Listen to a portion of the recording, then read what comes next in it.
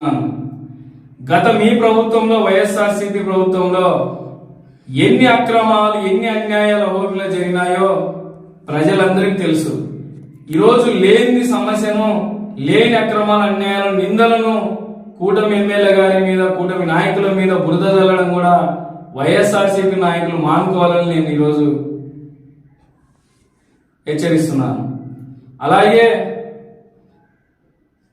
పవన్ కళ్యాణ్ గారు రాష్ట్రంలోనే ఏ నాయకుడు మాట్లాడేంత ధైర్యంగా తను పుట్టిన హిందూ ధర్మం సనాతన ధర్మానికి అన్యాయం జరిగినప్పుడు ధైర్యంగా బలంగా బయటికి వచ్చి మాట్లాడగలిగే వ్యక్తి పవన్ కళ్యాణ్ గారు నేను తెలియజేస్తున్నాను.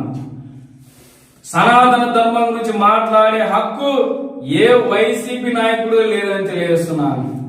ఎందుకంటే పవన్ కళ్యాణ్ గారు మీలాగా ఓట్ల కోసమో సీట్ల కోసమో మతాలను కులాలను అడ్డం పెట్టుకొని తను ఏ మతానికి అన్యాయం జరిగినా సైలెంట్ గా ఉండాలనుకునే వ్యక్తి కాదు. తను పుట్టిన హిందూ ధర్మం అయితేమి, క్రిస్టియానిటీలు అయితేమి, ముస్లిం మైనారిటీ సోదరులకు ఏ మతాలకు అన్యాయం జరిగినా బయటికి వచ్చి మాట్లాడగలిగే వ్యక్తి పవన్ కళ్యాణ్ గారు అని తెలియజేస్తున్నాను. అలాంటి వ్యక్తి మీద అతనికి ఉన్నటువంటి సనాతన ధర్మం మీద ఉన్నటువంటి ఆయనకున్నటువంటి విలువల మీద మాట్లాడే అర్హత ఏ వైఎస్ఆర్సీపీ నాయకుడికి లేదని తెలియజేస్తున్నాను.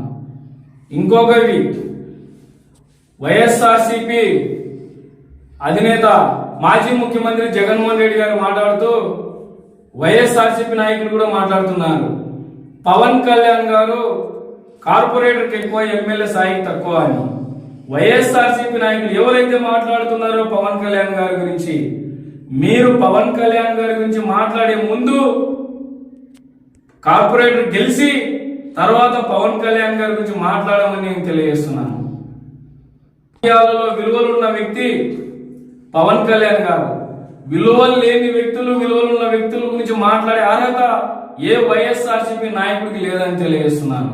పవన్ కళ్యాణ్ గారు పదవుల కోసమో డబ్బు కోసమో పార్టీ పెట్టలేదు. 11 సంవత్సరాలు ప్రజల తరపున కష్ట నష్టాలు ఎదుర్కొని అవమానాలు భరించి ప్రజల తరపున పోరాడి ఈరోజు తను నమ్మిన ప్రజల కోసం నిలబడ్డాడు. కాబట్టి జనసేన ఆంధ్రప్రదేశ్ లో 100% స్ట్రైక్ రేట్ తో ఈరోజు కూటమి ప్రభుత్వాన్ని అధికారంలోకి తీసుకురావడానికి ముఖ్యమైన వ్యక్తి పవన్ కళ్యాణ్ గారని తెలియజేస్తున్నాను. అలాంటి వ్యక్తి మీద, నారా చంద్రబాబు నాయుడు గారి మీద, కూటమి ఎమ్మెల్యే గారి మీద, కూటమి నాయకుల మీద మాట్లాడే అర్హత ఏ వైఎస్ఆర్సీపీ నాయకులు మాట్లాడుతూ ఆంధ్రప్రదేశ్ లో మహిళలు మిస్సింగ్ అయిపోయారు, మహిళలు చాలా మంది అదృశ్యం అయిపోయారు.